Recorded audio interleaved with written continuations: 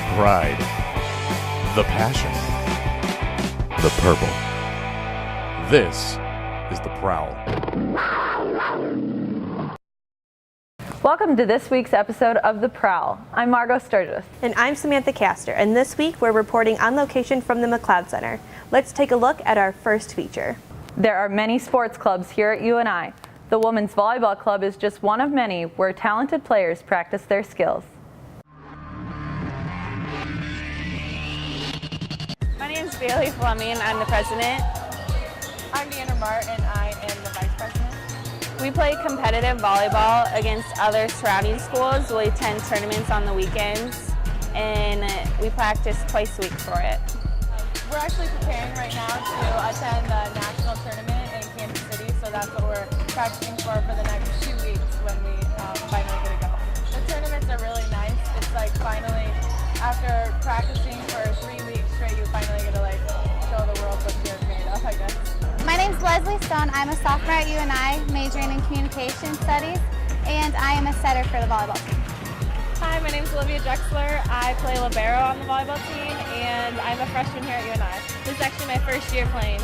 It's my first year also. I was actually walking up the stairs carrying all my stuff the first day to move into my dorm, and I saw a sign that said, Club Volleyball, like here's tryouts, come in and have some fun and play. And so I guess that's kind of what perked my interest to get started in it. I was playing sand volleyball one night after school, and some girls came up and asked if I wanted to join the club team. So I said yes, and I came to tryouts, and now I'm on the team. You just meet a bunch of really great girls and make a lot of friends. It's really fun. And we hang out on the weekends, we hang out on the weeknights, so we're really a close group of girls, and we have a lot of fun together. We practice every Tuesday, Thursday from 7 to 9, and then we have tournaments most of the weekends. We have an email, it's just uniwomensvb@gmail.com, and email that, and that will always be the club account, so whoever's the president, they can get in contact with them. And we're very open to any new members or anyone that just wants to come play and have fun with us. We're very friendly, and we like to have a good time, so definitely join if you're interested in volleyball.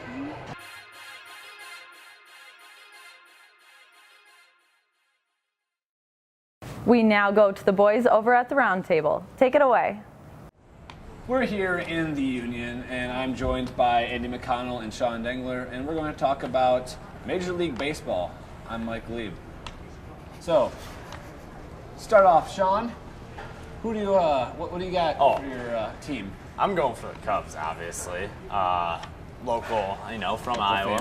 My grandpa instilled it on me, but honestly, I think the Cubs are going to have a phenomenal year this year. This is the year, huh? I don't know if this is the year, but if they can finish above 500, I'll be happy. If they make the playoffs, it'll be even better. They got plenty of cool players. Obviously, the big news is John Lester, the signing of him. Yes, yeah. John Lester helps a ton. Really bolsters the Cubs' pitching. They also have Jake Arrieta, who came back from, they had traded him away, basically. No, that was Jason Hamill. Sorry, my bad. But they have both those pitchers, Jason Hamill, Jason Arrieta, I believe, and then John Lester. I mean, they're pitching. They're looking great. They got money to spend to bring in other people. That gives them an opportunity to rest a pitcher, if they need to, a couple days. Yeah. Not worry about throwing a game. Yeah. So. I mean, Edwin Jackson, from last year, he earns $13 million, the highest paid player, and he's battling for a fifth spot. So it shows a couple of years ago, he was deemed like a really good pitcher for the Cubs. So it's really good to see him now kind of near the bottom. I wish we weren't paying him as much. And it's funny that you mentioned about the salary and the money issue, and it appears that the Cubs have money to spend. Yes. So definitely another uplifting reason why the Cubs have a good chance, at least if not this year, the coming years. Yeah, they when it comes around to the trade deadline, they're not going to be looking to sell their players, hopefully to build up their prospects. They're actually going to go out and buy and get players if they want to make a good, sustainable postseason run. Now, are they going to focus more on draft picks or? They'll trade. They've got enough talent in their thing. They can trade a few of that away to bring in really good, veteran players to help build for that postseason run. Right. Thanks. We're talking about the Cubs here. We're going to move over to Andy, who's we got a little bit of a different team here, a nice little rivalry. Yeah. Now, while your Cubs have a lot of money to spend, my Minnesota Twins have jack squat. As you guys know, when you think of the Twins, Joe Mauer's the obvious. Mauer, right? Yeah, he's the obvious response for named player on the Twins. Now Mauer moved to first base after catching for I think like the last 10 years, more because his knees couldn't handle. But he started improving last year, or toward the beginning of last year when he started to play first base. He literally looked like a rookie who had never played first base ever, committing errors. Change of position, or do you think this is again with the health that we're? I say more change of position, just because he couldn't get down on ground balls well enough. I don't know. Sometimes he even missed first base, like when trying just to simply step on the bag. So I don't know. I think though this year, I think he'll be a lot better. He'll have a whole off season or he's had a whole off season to kind of get adapted to it. I don't know. And I think more with the Twins. I think their pitching, at least the first half of their rotation, is actually not bad. They got Phil Hughes last year from the Yankees. This time I believe it was like a 4-year contract, and he actually ended up being a big dividends for him. He was their best pitcher. I think he had 16 wins, which for a Twins pitcher is not bad. No.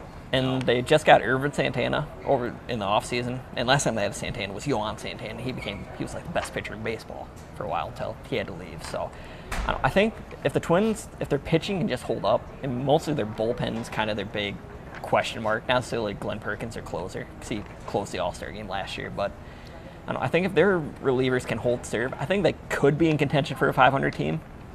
But I don't know, with the division that they play in with the Tigers, the Royals just went to the World Series, and then the Indians, who are on the rise, I think their goal should just be 500. Right. And I'm kind of an in-between. I'm a Twins fan turned Cubs fan quite a while ago now. It's good. That's right. A lot of people are losing faith in the Cubs. I think this is a good year to come back with veteran players. Back on that bandwagon, I'd say. Well, you got veteran players like Starlin Castro, I said before, and Anthony Rizzo holding up first base. Big Rizzo fan. I don't think he's getting paid enough for his job. I just want to throw that out there. He'll get it here in a few years. Right. He'll get paid a little more.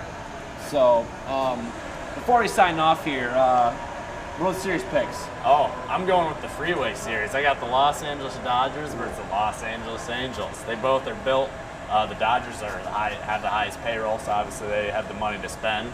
And the Angels, they got Pujols, and they got the best player in baseball, Mike Trout. So, as much as I want the Cubs to get there, probably not going to be that. It's going to be a Freeway Series. All right, Andy? Yeah. Well, I agree with you on the Angels. Mike Trout is the best player in baseball. He can't do anything wrong. If you've seen what he's done in spring training, by far the best. And they got actually pretty decent pitching, too. I think the Nationals, though, I think it's finally their year. I think they're becoming that team, kind of like how the Cubs were, but I think it's finally their year. They just got Max Scherzer here in the offseason, and they got Steven Strasburg and then Jordan Zimmerman, who's probably one of the uncovered dynamic pitcher. Yeah, and Bryce Harper's he's the Mike Trout of the National League. So your matchup is the Nationals and the Angels. Nationals, Angels, and I hate to jump on the bandwagon here, but Mike Trout, amazing player. It's going to be an Angels-Cardinals Battle of the Red for the World Series. That's something we can look forward to. So yeah, I want to thank you all for joining me today. And if David Johnson played baseball, he would make it pretty far in the MLB, I feel. Oh, absolutely. Right. No doubt. He's a phenomenal athlete. Yeah, he is. All right, for UNI-TV's The Prowl, I'm Mike Lieb. I'm Sean Dangler. And I'm Andy McConnell. Thank you. As we enter spring, battles are heating up around the globe. Nathan Grieve took a look at Motorsport Series. We've finally broken through the long winter and have entered spring. Around the world, racers are strapping into their cars and hitting the track. Already several different motorsports series are well into their seasons. The NASCAR season started off with a bang in February as Joey Logano bagged his first Daytona 500 victory in a caution-filled race. However, the real star of the NASCAR season so far is Kevin Harvick. He finished the first 5 races of the season in either first or second place. Most recently, he broke that string of top 2 finishes with an 8th place finish in Martinsville, Virginia, but his performance is good enough so far to put him 24 points ahead of Joey Logano. Traveling to Australia, the V8 Supercar Series is well underway, with 3 races complete. Jamie Whincup is currently first in the standings with his team Red Bull Holden. Holden has the top 5 places in the championship standings locked up, with the closest Ford competitor well outside the top 5. Back in America, the Verizon IndyCar Series has also completed its first race in St. Petersburg, Florida. Team Penske swept the weekend, with Will Powers starting from the pole position and Juan Pablo Montoya winning the race. So far, Chevrolet has proven to be the most dominant manufacturer. At this early point in the season, however, there's much that can change. With your motorsports update for the Prowl, I'm Nathan Grieve.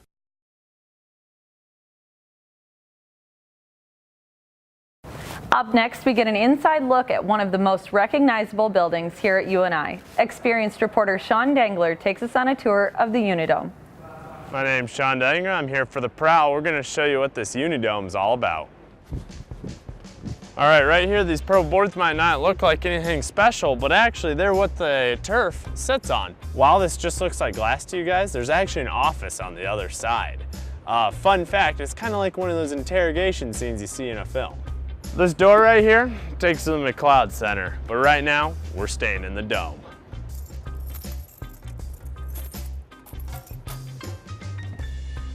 In here is a nice little comfy area. This is where VIPs and important people come to sit during events or people who are running the events. This is like a show office at times. Ever wonder what it looks like to be in the entrance where the football team runs out of? Well, this is it. Minus this pop machine. Now it's time to go upstairs, and well, some of you might think this can't be moved.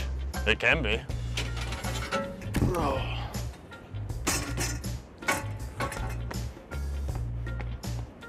This is the ticket office of when you come into a nice event and want to buy some tickets. This is where our lovely old ticket takers get to sit. And as you can tell, it's another office. I think it's of the tennis team. But they get spent in here, but as you can tell, these ceilings get really low. It's almost like, you know, going to the Wizard of Oz or something with these dwarf doors. And you come in here and voila, here's the lights. You hit this open. And if I want to turn on the entrance lights, you know, power it up, there you go. It's a long walk to go around this dome, so, you know, like a human, I need some water. We come in here, we got a few amenities. We got some TVs up here. We also got, as you can tell, a fridge and a, I don't know, food thing. I don't know what those are called. But yes, more chairs. We've got this lovely, lovely Panther. Look at that. That's probably fine mahogany. Don't quote me on that. I don't think that's mahogany.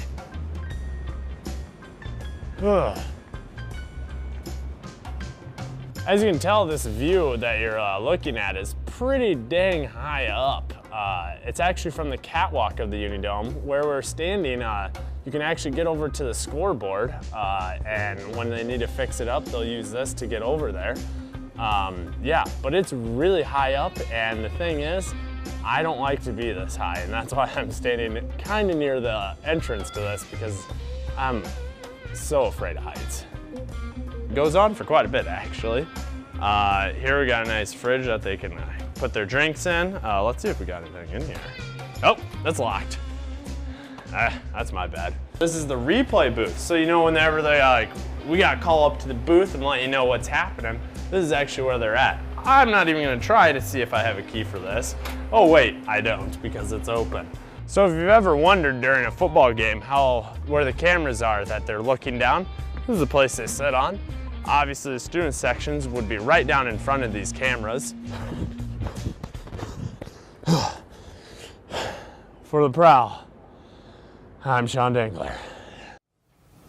Concentration and a soft hand is necessary for this next sport. Mike Lieb takes a look at ping pong. As the weather becomes nicer, students are getting the opportunity to hit the tennis courts and renew their friendly rivalries. Few rivalries in the area amount to that of the Wonder Twins, who have taken their love of the game a long way since growing up in Anchorage, Alaska. I'm Rob Heim. And I'm Cody Heim, and we're the tennis playing twins. The Wonder Twins? Yep, some refer to us as the Wonder Twins. We're actually not from around here. We grew up in Alaska. Anchorage, Alaska? Yep. Started playing tennis very young? We started playing tennis when we were in kindergarten. We just, you know, there's nothing to do out there because it's Alaska. So just started playing tennis. Yep, Mom and Pop picked us up 2 rackets and a ball, and they said go at it, and we'd go out there every day. That's all we did. We didn't even go to school. Well, when we were kids, we were awful. We used to fist fight all the time over tennis. Straight fist. You know, sometimes we could probably second as boxers with how much fighting we did. You know, it's just sometimes, you know, when you're out there on the court and when you're with someone as close as your twin brother, your emotions can just get the best of you, and they flare up sometimes. But it's gotten better as we've aged. You know, we're more mature now, and there's not that much of a rivalry. It's more of a friendly friendly rivalry. You know, it's toughest, greatest partners, toughest opponents. Growing up playing together, both being trained by the wonderful Coach Crane. After playing in tournaments around the country, eventually the Wonder Twins quit playing the sport that they love to come to UNI to study. When we started attending UNI, we actually we weren't a part of the tennis team. Yeah, we actually weren't really. I don't like labels, so. So they brought us right up, and we had to sit down and start learning, so we didn't actually have time for tennis. And it wasn't actually until this year that our junior years, that we went back out for tennis, decided to reunite the Wonder Twins. UNI as an actual school, as a learning foundation, has been absolutely incredible in providing us with everything we need to advance, both academically and athletically. But to finally get back to my roots and our roots and play tennis, it's an indescribable feeling. I absolutely love it. It's refreshing. And it's all muscle memory at this point. It was like riding a bicycle. We just went out there and we were just able to just beam them 135 miles an hour at each other. Yep, back and forth. Can't even see the ball. Although they don't compete as much, the Wonder Twins continue to play tennis for a very long time, as it holds a very special place in their heart. Tennis is life. That's what I've learned. And life is tennis. Life is tennis. I live, breathe, and eat tennis. Tennis is everything. Flat out. I couldn't picture myself doing anything else ever. I'll probably tennis until I'm in a wheelchair. And even then, we'll find a way to tennis. Wheelchair Wonder Olympics. Twins will always tennis. Yep. I hope Tim Allen's doing okay after that colossal beatdown. I know he was pretty rough. Didn't even handshake afterwards. CeeLo was pretty good about it, but Tim Allen, if you catch this, sorry about the beatdown. I'll send you a postcard or something. Better luck next year, Tim Allen. Yeah. For UNI-TV, I'm Mike Lieb. They may not have a lot to say, but they sure do a lot for UNI. This week, our own Samantha Castro takes a look at the two faces of the university, TC and TK, and the people that help. TC, the cat. TK, the kitten. TC and TK have been a part of the Alumni Association for the last 7 years, though the history of the Panthers go farther back. TC is one of the official mascots of the University of Northern Iowa Panthers. TC dates back to the mid-1980s when he became known as the Cat. TK, or the Kitten, joined the University of Northern Iowa in the fall of 2010 during homecoming week. She debuted during the first and second quarters of the homecoming football game. Many see TK as the smaller, gentler, and sweeter version of her 6'5" brother, but she's also a little sassy and knows how to stand on her own. The mascot team is one of the only secretive mascot teams left.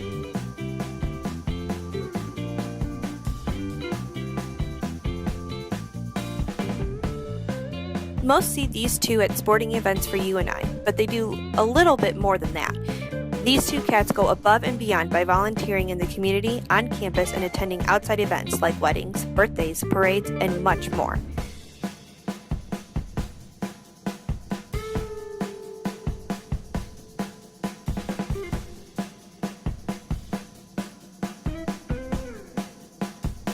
These cats are in charge of getting the crowd excited for games.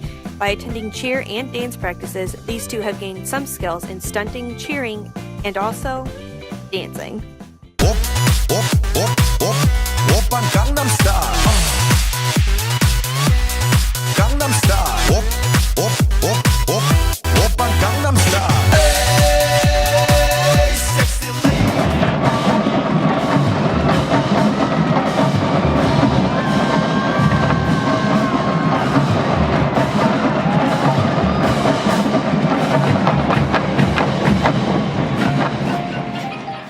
Team TC-TK strives to keep the identity of the mascots a secret until the team members graduate from the university.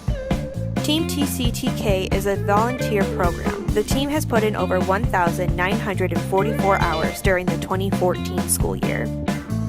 This has been Samantha Castro reporting for The Prowl. What better way to relieve stress than throwing some balls at people? Margot Surges has the story.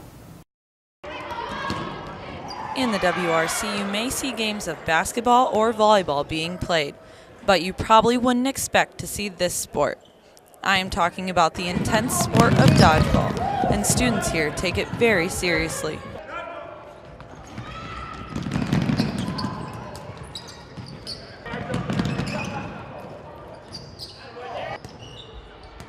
Throwing balls as hard as you can at people on the opposing team couldn't be a better answer for relieving stress during the school year, which is why intramural dodgeball is so popular here.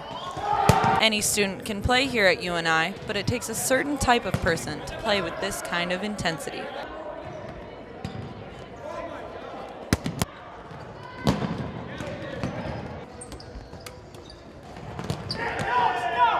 Intramural dodgeball is played in the WRC on the university's campus.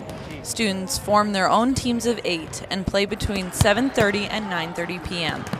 Each team plays 10 nights and 30 games, but only one team can be the champion.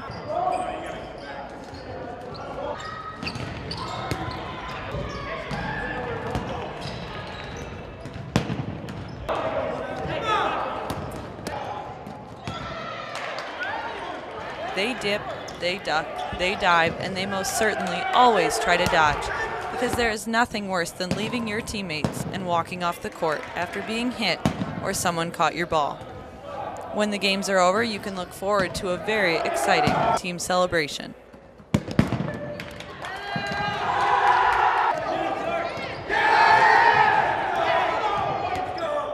Reporting for the Prowl, I'm Margot Surges.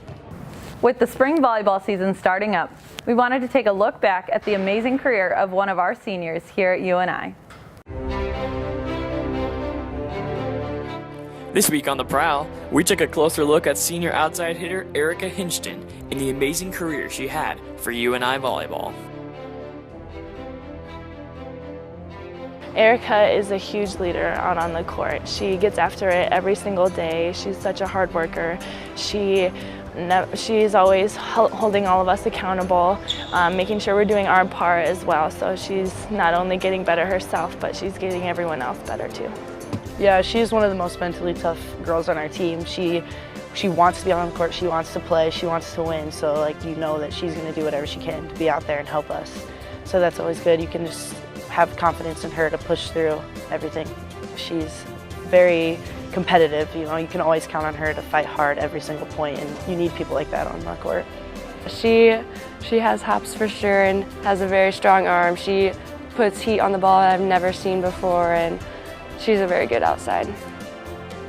Erica's a really good leader, and it's nice to have her as a senior and a leader. She works hard, and she also holds us accountable, which is nice because you know that if you step out of line or if you're not giving it your all in practice, she'll gently prod you and get you back on the right track. I have changed a lot. Well, starting in high school, I was a middle volleyball player, never played outside till I got to college. So working through that here was the best thing I could have done, and I've had the best coaches to help me out. So changed overall, I've gained a new family. I've physically changed, a lot stronger, mentally and physically. Ladies and gentlemen, outside hitter,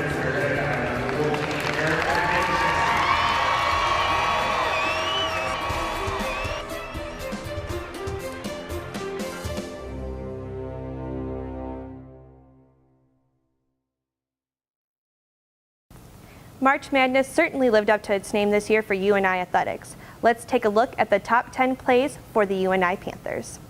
Welcome back to the Prowl's Top Plays. Today we're looking back at the top plays from the past 30 days. We start off in the Dome for the UNI Indoor Jack Jennett Invite, where UNI's Brandon Carnes runs the 100-meter dash and smokes everyone.